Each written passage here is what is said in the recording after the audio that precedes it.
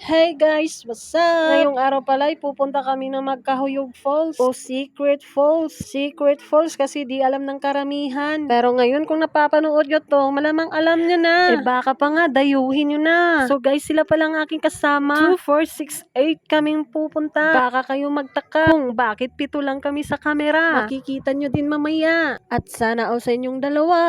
So ayun guys, at ito yung unang dadaanan namin dito sa Palayan. At nandito rin yung sapa. At ayan yung sapa. Yan yung aming susundan hanggang kami makarating sa tuktok. At nandoon nga yung tinatawag na Secret Falls. At andodon nga si Boy Clark. Pakiingatan po yung paper bag mong dala. At baka yan ay mailublob mo pa. So ayun nga, medyo mahaba-haba pa yung lalakarin namin. May isi-share lang ako sa inyo guys. Nung kami mga bata pa, dito kami nagpupunta. Dito kasi kami naliligo. At alam nyo ba guys, bago kami uuwi, pinapatuyo muna yung damit namin nang di mapansin ni mama na kami galing sa sapa. Ang lakas pa naman ng palo ni mama. Alam mo yung napapakalmot ka sa sakit? Lalo na kung ipinalo sa'yo ay belt o sanga ba ng bayabas o kaya banban. Kahit anong madampot, pinakaayaw ko yung madampot ni mama. Yung walis ting-ting ba, nakukuha lang siya ng isang peraso. At yun yung ipamalo ni mama. Ay grabe, maka-ihi-ihi kasakit ta, uy. At iiyak ka nang may sinasabing dili na kumuutro ma. Og shout out di ay sa akong kapabata sa una. Dahil mirasol de arang imong nanay na mamunay nimo sa una. Nanay di ay ni siya sa akong kababata. Nauban na ako sa una maligo sa sapa. 3 kami nitong magkakasama. Shoutout sa'yo, Ging Rochelle. So ngayon guys, dito muna tayo kay nanay. Manghingi muna tayo ng vino. Meron kasi sila dito. May pangmananggutay kay makabsan pag vino. Pero kani sila nanay, asa ni kabsan may stock man jud ni perme oy. O diba bisan sa nukos makabsan pag managatay kisa kila nanay. Shoutout sa Ejo Naitay. Kamu rin taga-bukid na nainukos diri.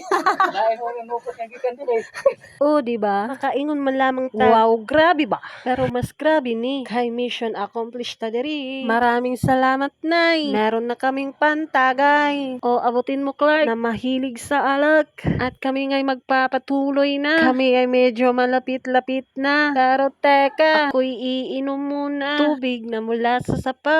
Pure mineral water. O, diba? Ang papangit ng ugali na itong aking mga kasama. Umiinom pa nga ako, iniwan ako nila. So guys, ito pala yung source of water namin dito sa aming barangay. Tinatawag nilang Kalahi. 10 pesos lang ang monthly. O diba, barato ra. Grabe. So guys, sapa na naman tong aming dinadaanan. Pa-shortcut lang. 1,000 steps na lang nang makarating sa paroroonan. At dito nga, bababa na kami sa may sapa. Dito na kami dadaan hanggang makarating sa taas. Ikat ko na nang di gaanong mahaba. At nang di kayo maboring ba? So guys, sa sobrang lakas ng tubig, biniyak ba naman yung pundasyon? At dito nga pala dumadalo yung tubig, yung tinatawag na Kalahi water. Ang pinanggalingan ng tubig na ito ay mula pa sa tuktok talaga. 3 tangki nga yung ginamit nila para talaga ang lahat ng kabarangay ay malagyan sila. So guys, dito nga pala banda ay may hukay. Pinagtrisyoran nila to dito. Sobrang ang nakakatakot ditong dumaan. Kaya naman sa gustong pumunta dito,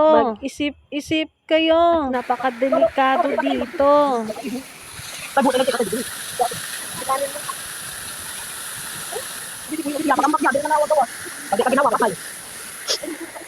So ayun nga guys, di man lang tinambakan ng mga nagtitreasure dito. Nga pala, nakarating na kami. Dito yung paliguan. Yung tinatawag na Magkahuyog Falls, nasa unahan pa yon. Wow! Puri bazag. So guys, ang lalim pala nito ay nasa 10 to 13 feet. Nga pala, pag tag-ulan lang pala to. Kasi kung tag-init na, hindi na to pwede paliguan. Naka-stock up na lang yung tubig dyan. Dahilan ng mabahong amoy at pangingitim. Kasi nga, wala nang lumalabas pasok na oxygen.